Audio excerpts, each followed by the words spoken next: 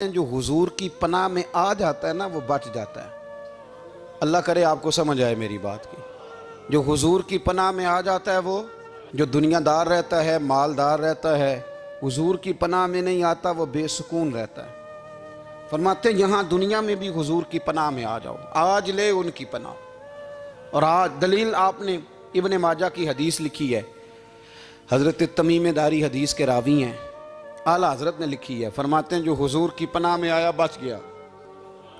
दलील देते हैं, फरमाया इंसान तो इंसान, जानवर भी आते थे तो बच जाते थे। हजरत तमीम दारी रज़ी अल्लाह तआला अन्हु फरमाते हैं कि हम खड़े थे, एक ऊंट दौड़ता हुआ आया। नबी करीम सल्लल्लाहु अलैहि वसल्लम के पहले उसने कदमों पे सजदे किए। सहाबा कहने लगे हुजूर हमें भी इजाज़त दें। फरमाया वो तो बेजुबान है, उसे तो पता कोई नहीं, पेशे नज़र है वो नौ बहार, सजदे को दिल है बेकरार, रोकिए सर को रोकिए यही तो इम्तिहान है। फरमाया उसे क्या पता, तुम तो मुकल्लफ हो शरीयत के, तुम्हें इजाज़त नहीं है। और आला हजरत ने दो टोक लिखा है, फरमाया सिवाय खुदा के किसी को ताजीमी सजदा भी हराम है। ये नोट कर ले मेरी बात। और आला हजरत ने फतावा रज़विया में लिखा है किसी कब्र पे जाओ तो 4 हाथ दूर खड़े रहो। अल्लाह करे आपको समझ आए। कितने हाथ? 4 हाथ दूर खड़े रहो, सूरत फातिहा पढ़ो, दुरूद शरीफ पढ़ो, जिस कब्र पे गए हो उनकी रूह को इसाले सवाब करो, उनके वसीले से दुआ मांगो। आला हज़रत फरमाते हैं कब्र को सजदा बिल इत्तिफाक हराम है, तवाफ कब्र का करना बिल इत्तिफाक हराम है। बोसा लेने में इख्तलाफ है कि जायज़ है कि नाजायज़ है, लेकिन बोसे से भी चूंकि शक पड़ता है तो फरमाते हैं अहमद रज़ा की राय ये है कि बोसा लेने से भी बचा जाए। वो आ गया तो इससे अगली बातें करता है, बस खामोश रह, बाअदब रह और पीछे रह। तो हजरत तमीम दारी कहते हैं ये हदीस आला हजरत ने लिखी है लमन वल उला में। फरमाते हैं कि ऊंट ने पहले सजदा किया, कदम चूमे, फिर उसने हुजूर के कान में कोई बात कही। रोजे दे दिवाले ने गुलामां दियां टोलियां, एक पे सुनदा करोड़ां दियां बोलियां। यानी ऊंट ने बात की तो हुजूर ने वो भी सुन ली। आला हजरत कहते हैं जो पनाह में आता है बच जाता है। कहते हैं रसूल करीम ने ना ऊंट की पुश्त पे हाथ फेरा और अल्लाह के महबूब फरमाने लगे फिक्र न कर, अब तू आ गया है ना तो जैसे तू कहेगा वैसे ही हो जाएगा, जैसे तू कहेगा वैसे ही। इब्ने माजा में मौजूद है, पर मैं चूंकि फाज़िल बरेलवी रहमतुल्लाह अलैह की किताब से पेश कर रहा हूँ अल अम्न वल उला से, तो मैं उसी अंदाज में पेश कर रहा हूँ जिस अंदाज में वहाँ है। हज़रत तमीम दारी कहते हैं कि हमारी समझ में बात कोई ना आई। थोड़ी देर गुजरी तो कुछ लोगों ने हाथों में रस्सियाँ पकड़ी हैं, खंजर पकड़े हैं, दौड़े आए, या रसूलल्लाह ये हमारा ऊँट है। हज़रत तमीम दारी कहते हैं मैंने देखा कि जब वो आ गए ना खंजर लेके तो ऊँट हुजूर के पीछे छुप गया। आज ले उनकी पनाह, आज मदद मांग उनसे, वो हुजूर के पीछे छुप गया। तो कहते हैं कि नबी करीम सल्लल्लाहु ताला अलैहि वसल्लम ने फरमाया क्या मसला है भाई? या रसूलल्लाह हमारा ऊँट है, ज़िबा करने लगे थे दौड़ा आया है। तो हुजूर फरमाने लगे वो तो तुम्हारी शिकायत कर रहा है। वो कहता है या रसूलल्लाह मैंने बरसों इनकी नौकरी की, बरसों मैंने बड़ी नौकरी की। सही कहता है? या रसूलल्लाह ठीक कहता है। हुजूर अब बूढ़ा हो गया हूँ, थोड़ा ज़्यादा बोझ नहीं उठा सकता, तो मुझे ज़िबा करके खाना चाहते हैं, मैं मरना नहीं चाहता। नबी करीम फरमाने लगे अच्छे लोग ये सिला देते हैं।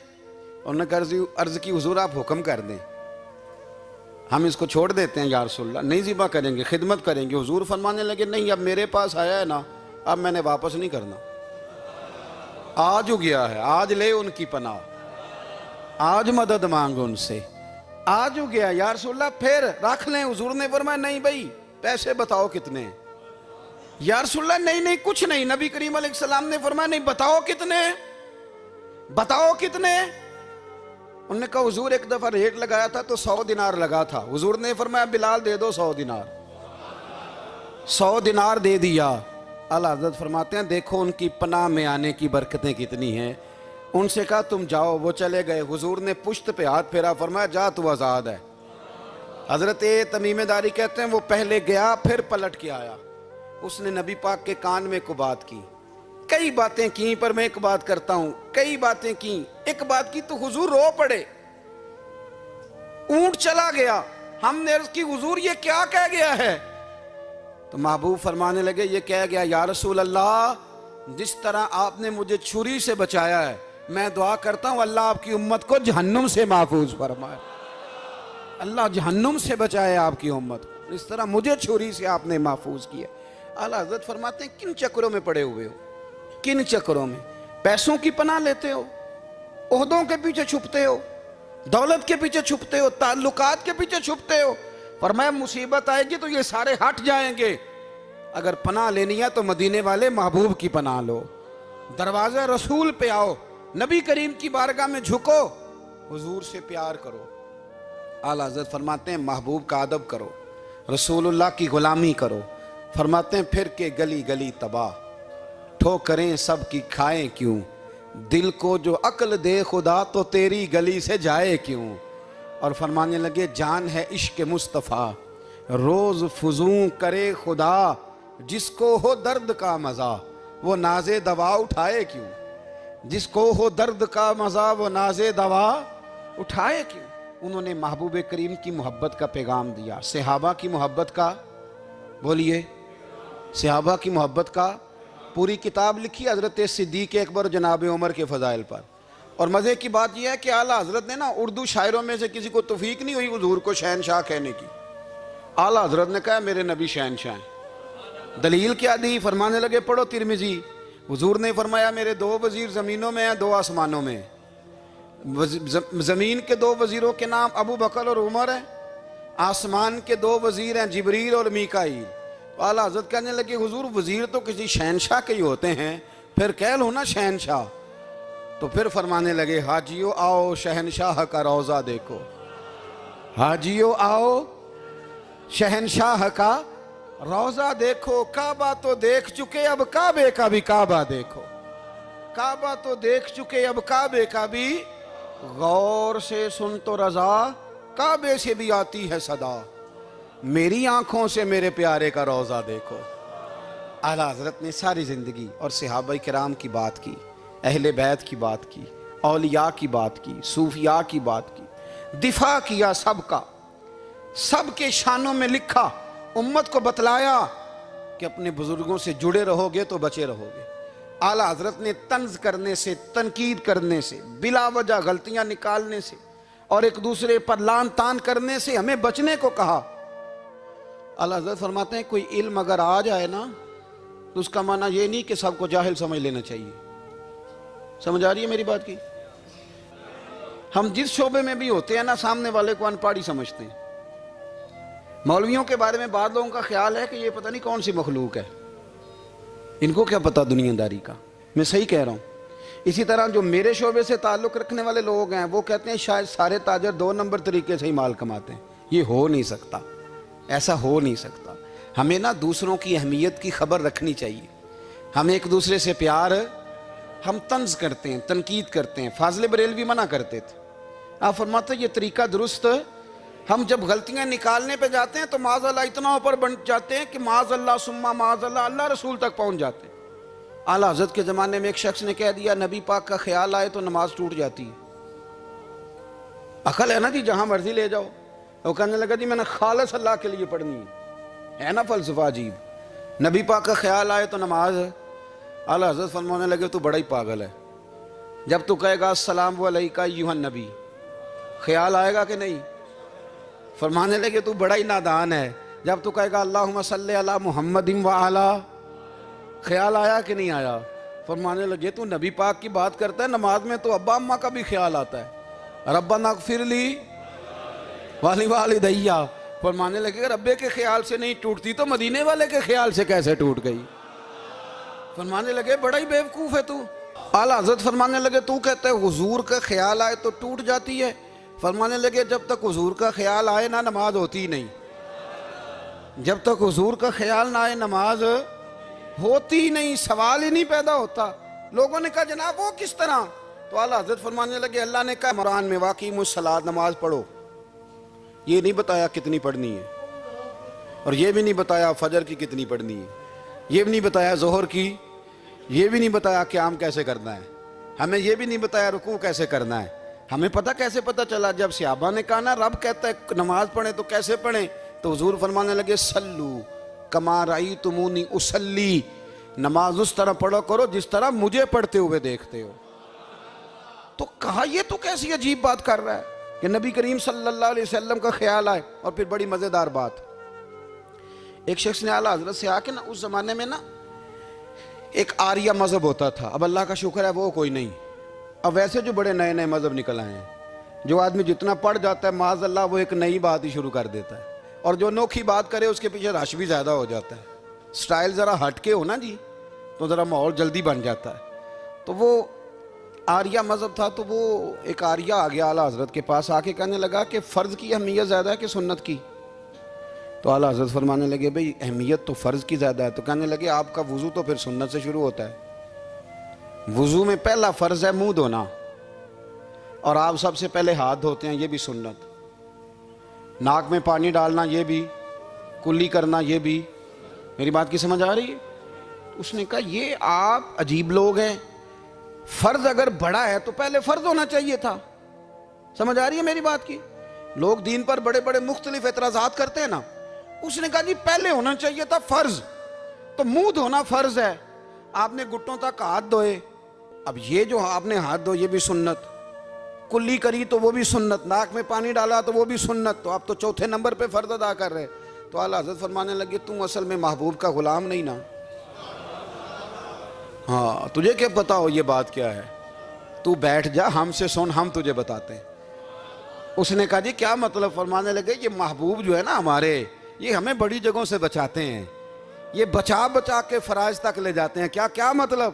कहने लगे हुजूर ने हमें कहा है कि पहले ना हाथ धो लो, पता चल जाए पानी ज़्यादा गर्म तो नहीं, मुंह जाली ना जाए, पहले ना देख लो। फरमाया फिर नाक में डाल के पता करा लो कि इसमें से बदबू तो नहीं आती, सुन्नत भी अदा हो गई, पता भी चल गया बू तो नहीं आ रही। और फरमाया फिर मुंह में डाल के चख लो कि बद जायका तो नहीं। अब ये 3 सुन्नतें अदा करके तुम फ़र्ज़ अदा करोगे तो अल्लाह भी राज़ी होगा, अल्लाह के रसूल भी राज़ी होंगे। और रज़विया में इस मज़मून को बयान करते तिरमिज़ी शरीफ की वो हदीस नकल करते हैं। आप फरमाते मुसलमानों इस हदीस को याद कर लो, अगर तुम इसे याद करोगे तो मजबूत हो जाओगे। हदीस क्या है? नबी करीम सल्लल्लाहु अलैहि वसल्लम ने फरमाया अगर सारे इंसान मिल के भी तेरा बुरा करना चाहें तो जब तक रब की मशीयत ना हो वो तेरा बुरा कर नहीं सकते। और हुजूर सल्लल्लाहु अलैहि वसल्लम ने फरमाया अगर सारे इंसान मिल के तेरा भला करना चाहें तो जब तक रब की रज़ा ना हो तेरा भला हो नहीं सकता। तो आला हज़रत फरमाते इस चीज़ को ज़हन में बिठाओ, मुसलमानों अपना रुजू अपने रब रसूल की तरफ मजबूत करो। ये क्या बात हो गई कि मैं इससे भी डर रहा हूँ, मैं उससे भी डर रहा हूँ, वो भी मेरे पीछे लग गया। फाज़िल बरेलवी रहमतुल्लाह अलैह इन चीज़ों से मना फरमाते थे। वो कहते थे ये तोहमात हैं, ओहाम परस्ती है, हमें इन चीज़ों से हमेशा बचना है, अपनी आने वाली नस्लों को बचाना है। फरमाया करते थे रब की रज़ा पे जो राज़ी रहता है अल्लाह उसे सुकून वाली ज़िंदगी अता फरमाता है। हमारे यहाँ लोग पूछते हैं तबीयत कैसी है, लेकिन यूपी में, सीपी में, लखनऊ में पूछा जाता है कि क्या शिकायत है आपको?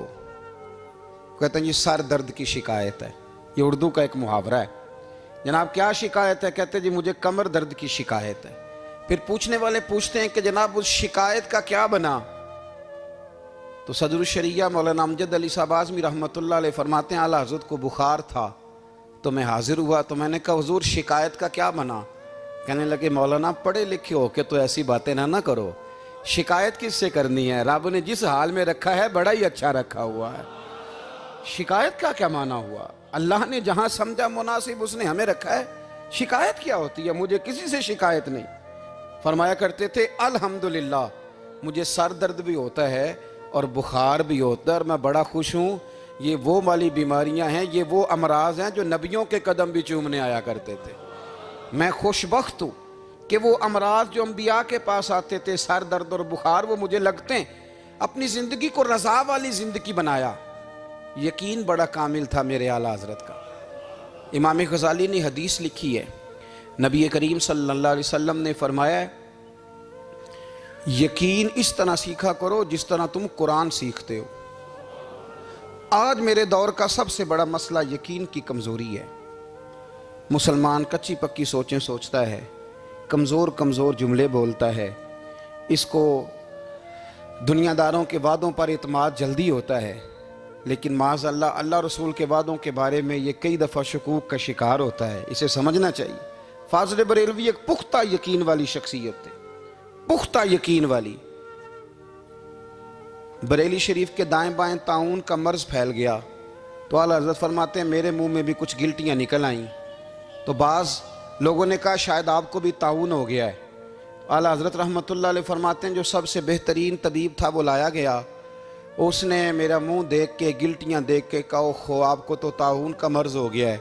तो आला हज़रत फरमाने लगे मुझे सारी बीमारियाँ लग सकती हैं, ये नहीं लग सकती। उसने कहा हकीम मैं हूँ कि आप हैं? फरमाया नहीं आप ही हैं, पर यह बीमारी मुझे नहीं लग सकती, ये मुझे हो नहीं सकती। उसने इसरार किया तो आला हज़रत रहमतुल्लाह ताला अलैह उसको कहने लगे मियाँ तू जो मर्जी कर लेकिन मुझे ताउन का मर्ज नहीं हो सकता, ये बात तय है। वो नाराज़ होकर चला गया। अब ताउन की जो गिल्टियाँ होती थी ना वो बड़े बड़े महीनों नहीं जाती थी, तकलीफ़ रहती थी। आला हज़रत कहते मैंने उसी रात ना थोड़ी सी काली मिर्चों का सफ़ूफ बनाया और मिसवाक में रख के जब मुंह के अंदर छिड़का तो थोड़ा सा खून निकला और मेरा मुंह बिल्कुल ठीक हो गया। सवेरे मैंने कहा बुलाओ ना अपने हकीम को जो कहता था ताउन हो गया है।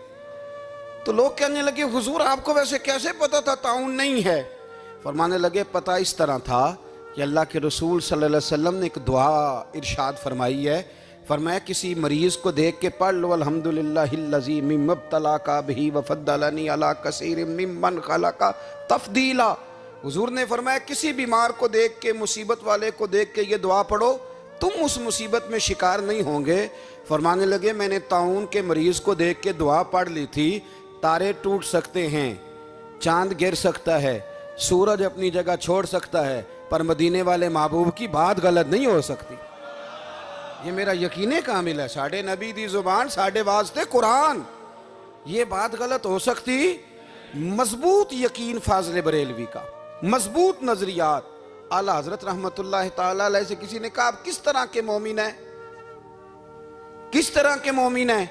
तो आला हज़रत फरमाने लगे मेरा दिल चीरो, उसको खोलो, एक तरफ ला इलाहा इल्लल्लाह लिखा होगा, दूसरी जानब मुहम्मदुर रसूलुल्लाह लिखा होगा। खोल के देख लो। एक तो यकीन की। फिर दूसरी बात, खुश्क लोगों को जिंदगी गुजारने का मजा कोई नहीं आता। जिंदगी गुजारने का मजा उसे ही आता है जिसे किसी से प्यार हो जाता है। बाकी ना देखे ना, एक बंदा जबरन एक शख्स बच्चे पालता है, वो कहता है ये मेरे लिए क्या मुसीबत है 5 बच्चे, और एक शख्स को बच्चों से प्यार हो जाता है। वो जवान भी है, खूबसूरत भी है, पर ईद पे कपड़े नहीं खरीदता। बीवी से कहता मैं पुरानी पहन लूँगा, पर बच्चों को नहीं ले दे। और भाई तेरी ख्वाहिशें मर गई हैं, तेरी खूबसूरतियों की तरफ जाने की आरज़ुएं ख़त्म हो गई। तो कहने लगा सारा कुछ है पर बच्चों से प्यार जो हो गया। आला हज़रत रहमतुल्लाह अलैह बहुत बड़े फ़लसफ़ी थे, मंतकी थे, बहुत बड़े साइंसदान थे। यहाँ बड़ा संजीदा इज्तिमा है, मैं बड़ी ख़ास बात करने लगा हूँ। सारे साइंसदान कहते हैं ज़मीन घूमती है। आला हज़रत ने इतनी मोटी किताब लिखी है ज़मीन साकन है। फरमाते थे हम जैसे मर्जी साइंसदान कहेंगे आपने दलाइल दिए हैं। आप फरमाते हैं जब नबी करीम अलैहिस्सलाम की हदीस मुस्लिम शरीफ में मौजूद है कि जब अल्लाह ने ज़मीन को पैदा किया ज़मीन कांपने लगी तो अल्लाह ने पहाड़ों को मीखें बना के, किले बना के अंदर लगा दिया तो ज़मीन ठहर गई। फरमाने लगे जब मुस्तफ़ा करीम ने कह दिया ठहर गई है तो सारे साइंसदान भी कहें तो हम मानने को तैयार नहीं कि घूमती है। उन्होंने दलाइल दिए। वो हमें ना रोज़ कह देता है डॉक्टर आपकी तबीयत ख़राब है, खांसी है, घर में किसी और को तो नहीं? हाँ जी है जी। वो कहते उसी की वजह से हो गई है। ओ खुदा के बंदे, नबी करीम अलैहिस्सलाम ने फरमाया बीमारी मुताद्दी नहीं होती, एक से दूसरे को नहीं लगती। और बड़े सादे अंदाज में मुस्लिम की हदीस है, एक सहाबी ने कहा या रसूलल्लाह मेरे ऊँट को उस ऊँट से खारिश पड़ गई है। तो अल्लाह के रसूल फरमाने लगे तेरे ऊँट को तो उससे पड़ी तो उसको कहाँ से पड़ी थी? कहने लगा जी वो तो कुदरती मामला है। तो हुजूर फरमाने लगे ये भी कुदरती मामला है। अब हमें जो मर्जी, आला हज़रत के ज़माने में लोगों ने कहा कशिश सकल है, ज़मीन अपनी तरफ चीज़ों को खींचती है। दलील क्या है? वो कहने लगे जी सेब गिरता है तो ज़मीन पे, आम गिरता है दरख्त से तो ज़मीन पे, अमरूद गिरता है तो, अनार गिरता है तो ज़मीन में कशिश है, खींच लेती है। आला हज़रत फरमाने लगे शाबाश, साइंसदान जो कहेंगे हम मानेंगे। फरमाने लगे ज़मीन ने आधा किलो का सेब खींच लिया है, 1.5 पाव का अनार खींच लिया है, पर हमने गुब्बारे में 1.5 छटांग हवा भर दिया, वो तो ज़मीन से खींचा नहीं गया। ये किस किस्म की कश्श शकल है? ये अभी 2 साल पहले डॉक्टर अब्दुल कदीर खान का मजमून छपा था रोज़नामा जंग में। वो कहता है मुझे वो मौलवी चाहिए था जिसके पास कुरान हदीस भी हो और साइंस के उलूम भी हों। कहता मैंने ज़माने के दरवाजे खटखटाए, फिर मैं पहुंचा बरेली के इमाम के पास, और कहता है वहाँ जाके ना मैं ठहर गया हूँ, इसलिए कि मुझे कुरान और सुन्नत का नूर भी मिला है और मुझे साइंस के रमूज भी मिले हैं। ये वाहिद शख्स है, ये वाहिद शख्स है जो दीन को साइंस का पाबंद नहीं करता, बल्कि साइंस को मदीने वाले का गुलाम बनाता है, मदीने वाले का गुलाम बनाते। तो आला हज़रत फरमाने लगे अजीब फ़लसफ़ा है ना जी।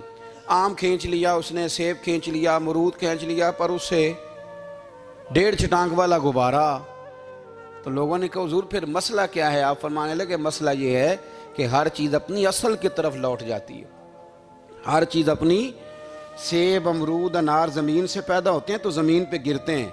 हवा की असल ऊपर है, इसलिए जब गुब्बारे में हवा भरेंगे तो हवा उसको ऊपर ले जाएगी। हाँ, जब उससे हवा निकल जाएगी तो फिर गुब्बारा जो जिसकी असल होती है उधर लौट जाता है। इंसान मिट्टी से बना है तो जाता कहाँ है? मिट्टी देते मिट्टी रहना ही एवं कादी बल्ले बल्ले, अज मिट्टी दे उत्ते बंदिया ते कल मिट्टी दे थल्ले।